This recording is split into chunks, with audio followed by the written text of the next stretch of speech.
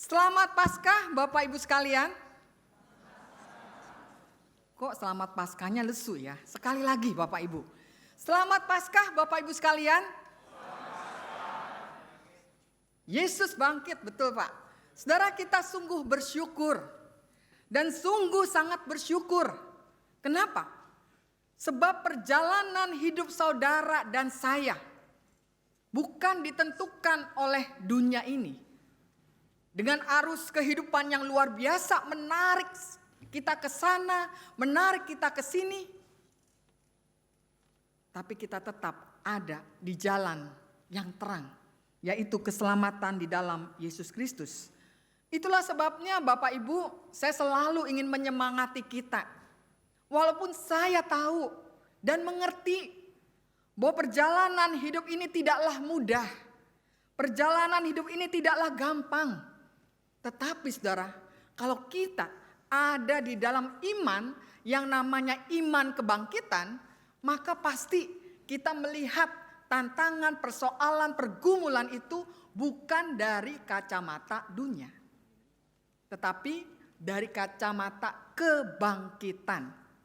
Nah saudara, hari ini saya sangat-sangat bersuka cita. Saudara tahu kenapa? Pasti gak ada yang tahu ya, apa yang saya pikirkan dan saya rasakan ya. Bapak Ibu, saya senang dengan teman-teman ini yang masih muda. Bahwa ini anak-anak ini ya baru saja menerima baptisan dan juga pengakuan percaya. Dan saudara, sebenarnya saya ingat-ingat kayaknya baru pertama kali ya dilakukan yang jam 5 pagi. Jam 5 pagi ya. Tetapi mereka, saya melihat Bapak Ibu, bukan dari hanya sekedar diwajibkan oleh pendeta, diharuskan oleh pembimbing. Tetapi bagaimana semangat mereka dan upaya mereka untuk boleh berjalan bersama-sama di dalam tubuh Kristus, itu bukan hanya dinyatakan pada pagi hari ini. Karena mereka harus tugas tuh ya, dari tadi pagi sampai siang ini, dan kemarin pun pada nginep, betul nggak? Dikasih makan apa? Bubur. Tapi sebelumnya ada roti ya, ada apa ya? Pagi-pagi makan bubur ya, tapi semangatnya nggak boleh kendor ya. Bukan semangat bubur ya, tapi semangat kebangkitan Kristus. Nah saudara, oleh karena itulah justru sebagai jemaat Tuhan, sebagai satu kesatuan tubuh Kristus, kita harus terus mengalami dan merasakan kuasa kebangkitan Kristus itu mengalir dalam hidup saudara dan juga saya. Kenapa? Karena kita tahu saudara, kalau Bapak Ibu ditanya begitu ya, apa sih yang dimaksud dengan Paskah? Kan tentu kita akan selalu dengar ya, istilah Paskah itu kan Bu dari bahasa Ibrani, Pesach ya, yang artinya adalah sudah lewat, sudah berlalu, sudah terlampaui. Jadi Paskah itu menggambarkan bukan sesuatu yang belum terjadi, tapi sudah terlampaui, sudah lewat. Itulah ibarat itu sungai, maka bisa dikatakan bahwa Paskah itu adalah sesuatu yang sudah kita bisa seberangi sungai itu. Kalau ibarat samudra, maka kita bisa mengatakan bahwa Paskah itu adalah gelombang yang sudah kita arungi. Dan kalau itu ujian, saudara, maka kita bisa mengatakan bahwa Paskah itu adalah sesuatu tantangan, rintangan yang sudah kita bisa atasi. Nah saudara, apakah itu menjadi bagian di dalam hidup saudara dan saya? Apakah dalam perjalanan hidup saudara dan saya, kita lebih banyak keluhan, kemarahan, kebencian, dendam, daripada merayakan ada sesuatu yang sebenarnya saudara dan saya sudah alami. Tetapi apa yang saudara sudah dan saya alami itu tidak membangkitkan semangat kita untuk bersyukur atas anugerah Tuhan. Itulah sebabnya saudara, berapapun kita merayakan Paskah, ya, entah sudah tidak terhitung kalinya ya, seperti juga saya mengkhotbahkan Paskah gitu ya, di mana-mana, itu rasa-rasanya tidak akan punya arti kalau kita tidak benar-benar mengalami kuasa kebangkitan itu di dalam hidup kita. Di dalam Filipi pasal 3, saudara, ayat 10 sampai 12, coba mari kita perhatikan. Filipi 3 ayat 10 sampai 12 itu dikatakan begini. Ini yang dikatakan oleh Rasul Paulus. Yang ku kehendaki ialah mengenal Dia dan kuasa kebangkitannya dan persekutuan dalam penderitaannya, di mana aku menjadi serupa dengan Dia dalam kematiannya, supaya aku akhirnya beroleh kebangkitan dari antara orang mati. Bukan seolah-olah aku telah memperoleh hal ini atau telah sempurna, melainkan aku mengejarnya. Kalau aku dapat juga menangkapnya, karena aku pun telah ditangkap oleh Kristus Yesus. Saudara, luar biasa ya kalau orang mengalami kuasa kebangkitan Kristus yang seperti dialami oleh Rasul Paulus.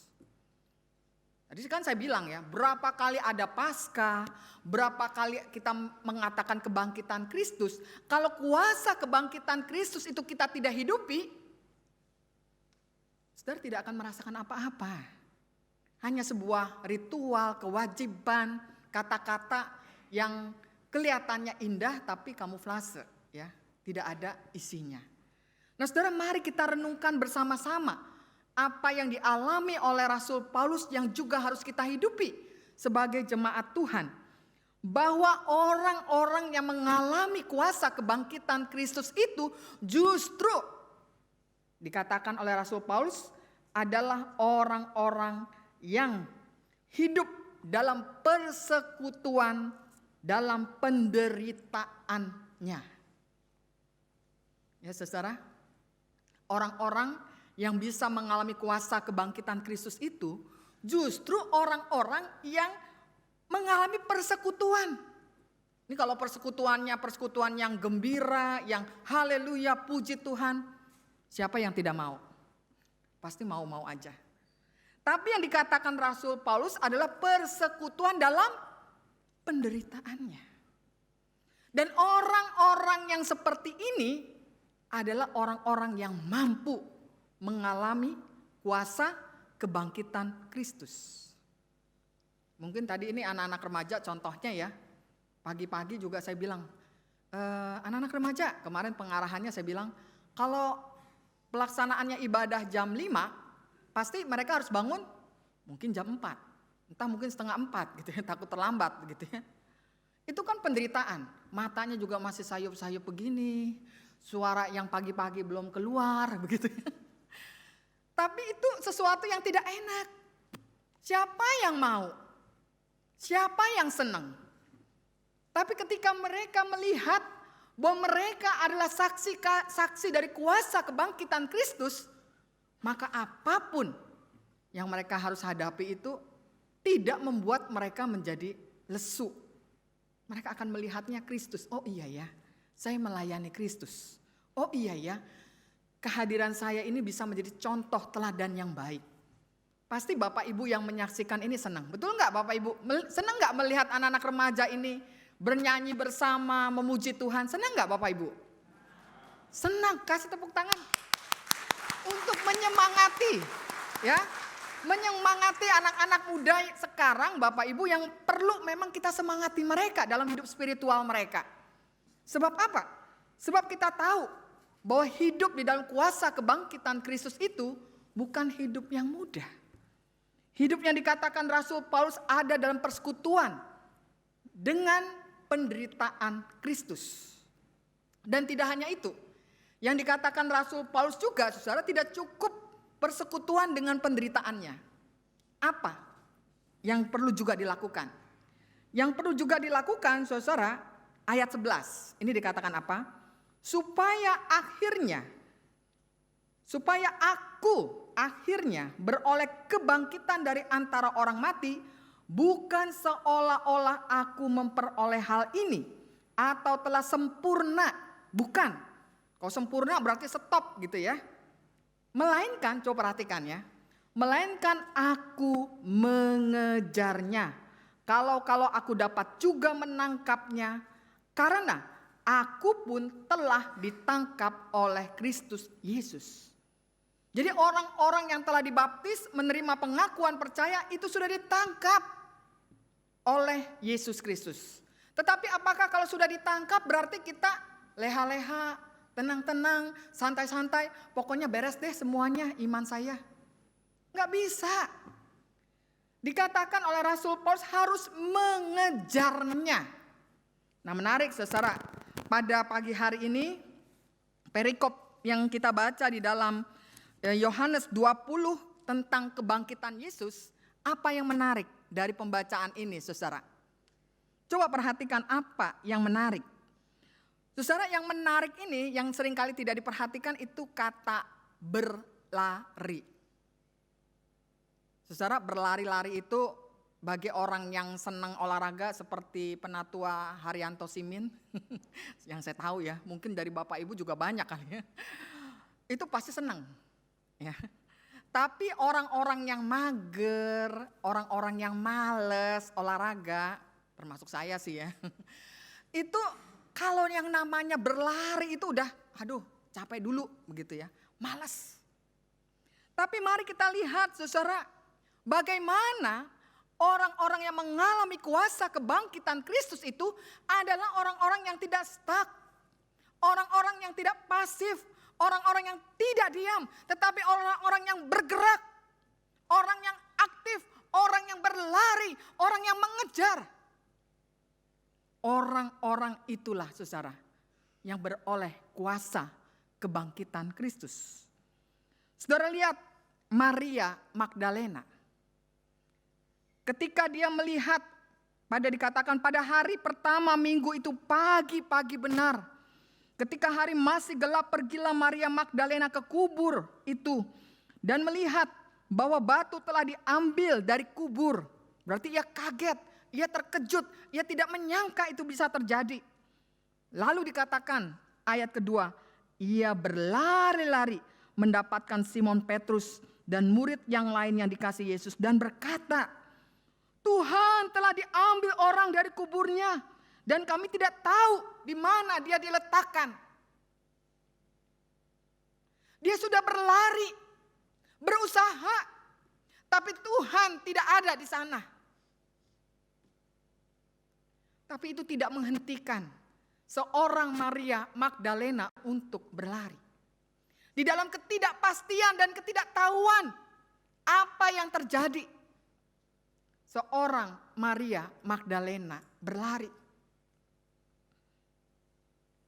Dan tidak hanya Maria Magdalena, Bapak Ibu. Tetapi kita juga melihat ada dua murid Yesus yang lain. Pertama adalah Petrus. Yang kedua adalah dikatakan murid yang lain itu. Ini menarik ya.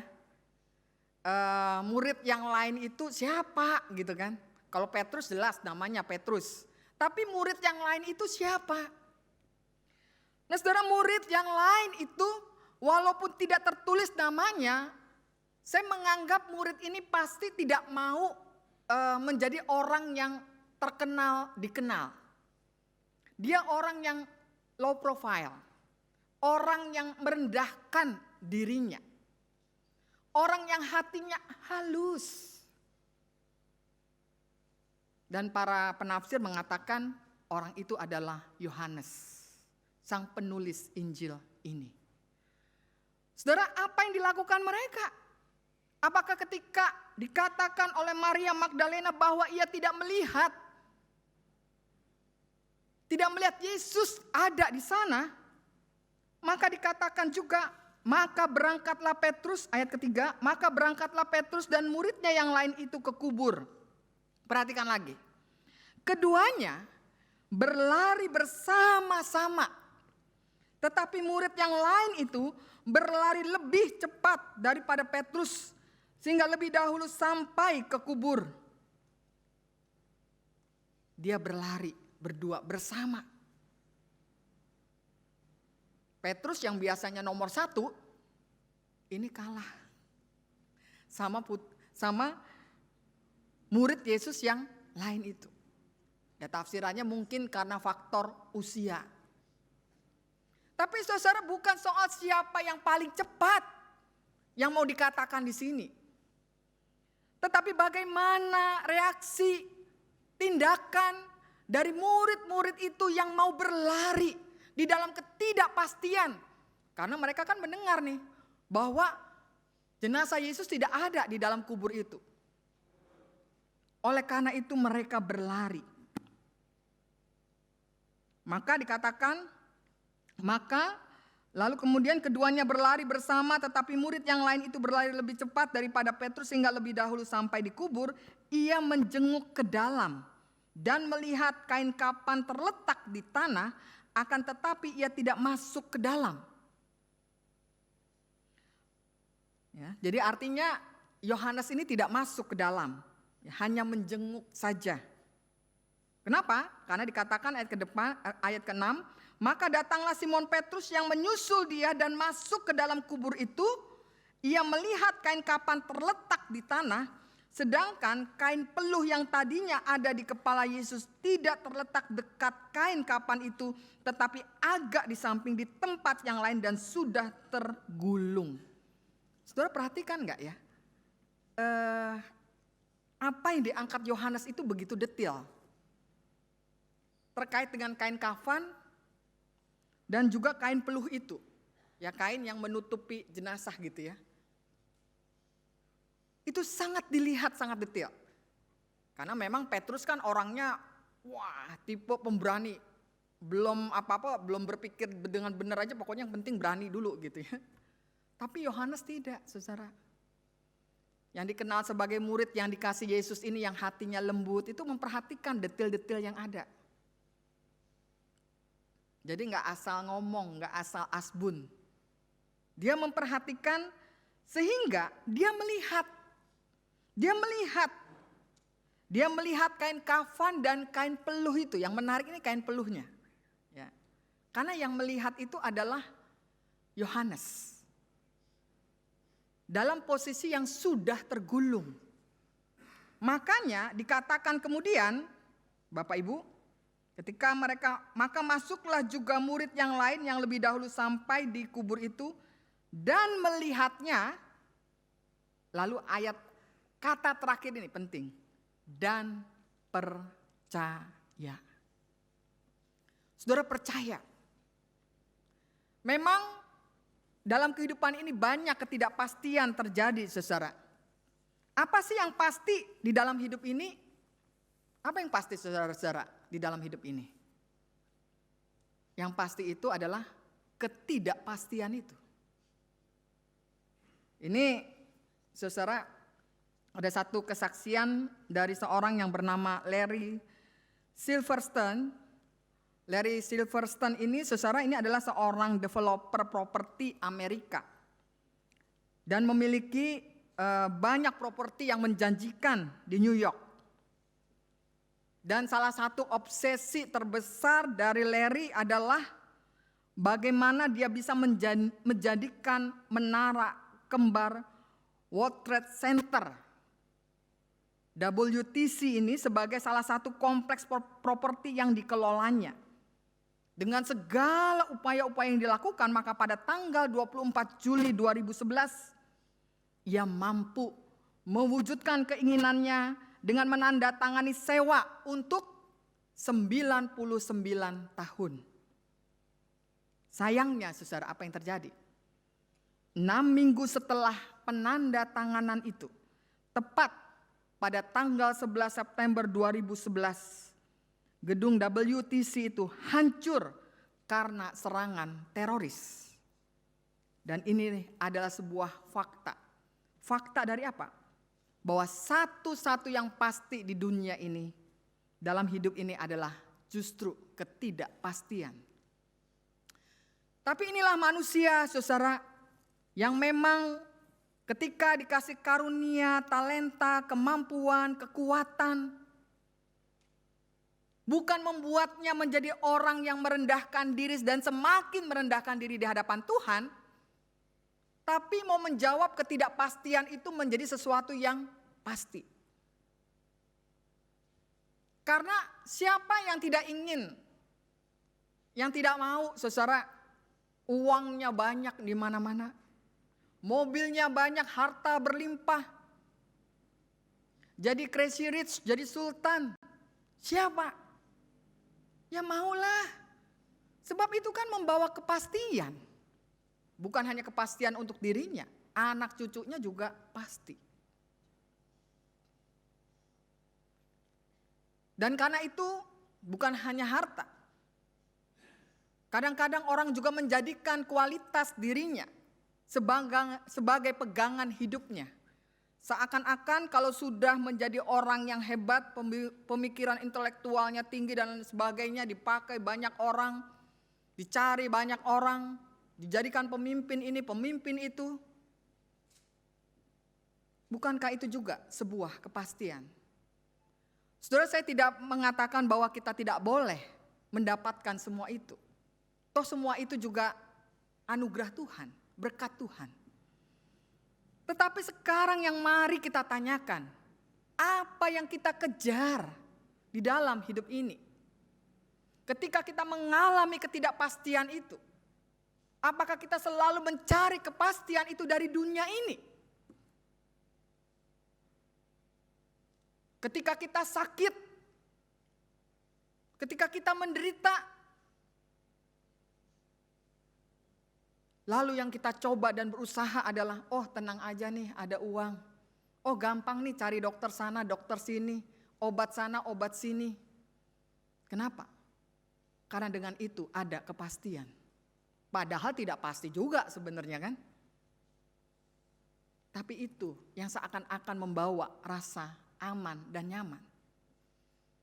Tapi sekarang saudara, dunia melihat bahwa segala sesuatu yang pasti itu menjadi tidak pasti hanya karena sekecil virus. Dan apakah setelah kita melewati semua ini, melewati masa pandemi, yang juga kita tidak tahu ya sudah selesai apa belum, karena tidak ada satupun yang berani menyatakan selesai. Apa yang sudah kita maknai? Hampir 3 tahun kita melewati masa yang begitu luar biasa, menggoncang kehidupan kita, menggoncang kehidupan dunia. Tapi masihkah kita belajar untuk mencari kepastian dari dunia ini? Atau sebaliknya, saudara, apa yang Tuhan nyatakan dalam hidup kita menjadi sesuatu yang benar-benar kita hayati sebagai panggilan hidup kita, bahwa hanya satu kepastian ada di dalam Yesus Kristus. Dan itulah sebabnya, saudara, kalau hari ini kita selalu diingatkan, bahkan di dalam minggu-minggu Prapaskah ya, ini ada satu nyanyian yang begitu saya senangi ya. Lagunya adalah Tuhanlah Keselamatanku. Kalau saya nyanyi, suara saya kayaknya lagi habis, jadi saya nggak nyanyi. Tapi saya mau perhatikan kata-katanya. Bagus sekali nih kata-katanya ya Bapak Ibu ya. Coba perhatikan ya. Kata-katanya dengan lagu Tuhanlah Keselamatanku ini, saya nggak tahu ada dari mana, pokoknya nggak ada dari PKJ, KJ atau apa. Itu kata-katanya begini, rahmat Tuhan meraihku, dari samudera menderu, di dalam Dia harapanku yang menggenapi janjinya. Tak ku gentar masa gelap, kuasanya menopangku, kala meratap menanti di masa duka dan sepi. Nah ini kata-katanya saudara yang menarik. Ku ditaruh di tempat aman, Tuhanlah keselamatanku. Saudara-saudara, kata-kata ditaruh di tempat aman ini, sebenarnya kata-kata yang statementnya cuman ditaruh di tempat aman gitu ya. Tuhanlah keselamatanku, itu betul mau menggambarkan setiap orang yang mengalami berita Paskah, kuasa kebangkitan Kristus itu. Bahwa di tengah menderunya dunia ini, saudara dan saya oleh keselamatan Yesus Kristus yang mati di atas kayu salib itu, ditaruh Allah di tempat aman. Dan itulah sebabnya kita harus senantiasa, saudara, bukan saja mensyukuri arti kuasa kebangkitan Kristus, tetapi juga menghidupinya dalam seluruh perjalanan hidup kita. Dalam pembentukan karakter kita yang serupa dan segambar dengan Kristus. Jadi sebenarnya kalau kita pikirkan, saudara, apa sih sebabnya gereja selalu mengajak saudara untuk bersama-sama melayani? Jangan berpikir, wah ngapain sih melayani? Bikin capek, waktu nggak ada. Energi juga banyak keluar. Saudara, Tuhan menjadikan gereja Tuhan ini justru sebenarnya sebagai tempat pembentukan karakter serupa dengan Kristus. Kita tidak diajarkan Tuhan untuk bersibuk-sibuk, menyelesaikan ini, menyelesaikan itu. Tetapi Tuhan menjadikan berbagai bentuk pelayanan-pelayanan yang ada ini untuk semakin mengenal karakter kita itu seperti apa. Apakah karakter kita yang kita hidupi itu adalah karakter dari kuasa kebangkitan Kristus yang tidak mau menetap dalam karakter-karakter kita yang lama? Atau pelayanan mah pelayanan, persekutuan mah persekutuan, tapi tidak ada kemajuan dalam kehidupan kita berkarakter. Susah, sulit, up and down, naik turun. Enggak apa-apa, kadang-kadang menjengkelkan. Di gereja apa semuanya menyenangkan? Saudara, banyak orang-orang kalau sudah lepas dari pelayanan, wah senang gitu. Kenapa? Karena memang pelayanan itu enggak menjanjikan saudara dan saya menyenangkan gitu ya. Keluar dari segala kesibukan dalam pekerjaan segala macam. Tidak, saudara. Tetapi Tuhan membentuk kita bersama-sama sebagai keluarga besar GKI Surya Utama. Itu justru lewat pelayanan, persekutuan, mengenal karakter kita, melatih karakter-karakter kita. Dan jangan kita berpikir bahwa kalau sudah saya jadi pendeta, jadi penatua, jadi pengurus, berarti karakter kita itu lebih bagus. Jangan, saudara. Karena kalau itu yang saudara pikirkan, kita akan mudah terjebak, terjatuh. Itulah sebabnya kita bisa melihat kuasa kebangkitan Kristus itu begitu nyata kepada para murid. Sebab itulah Tuhan juga mau datang secara khusus, ya, bukan kepada seluruh bangsa dalam arti menyaksikan tentang kuasa kebangkitan Kristus itu hanya diberikan pada saksi-saksi Kristus yang memang selama ini mau mengikuti Dia dengan sepenuh hati. Kesaksian itu akan dialaminya. Dan itu betul, saudara. Dalam kehidupan kita sebagai anak-anak Tuhan, pasti saudara akan merasakan bedanya antara ketika kita mengikut Tuhan dengan tidak mengikut Tuhan. Kalau kita tidak mengikut Tuhan, kita selalu ingin berjalan dengan kekuatan dan kemampuan kita sendiri gitu ya. Tapi kalau mengikut Tuhan, memang kita jadi lebih hati-hati, lebih ngerem-ngerem, lebih banyak gak enaknya. Tetapi semua itu dipakai Tuhan untuk membawa pada kita, bahwa saudara dan saya boleh menjadi pengikut-pengikut Kristus yang bukan saja setia, tapi mengalami pembaharuan di dalam hidup. Dan biarlah secara Paskah di tahun 2023 ini menjadi satu peristiwa di mana kita bangkit untuk kemuliaan nama Tuhan dan meyakini bahwa hidup kita sekarang itu walaupun penuh dengan segala ketidakpastian, tetapi sesungguhnya keselamatan itu pasti di dalam Yesus Kristus. Amin.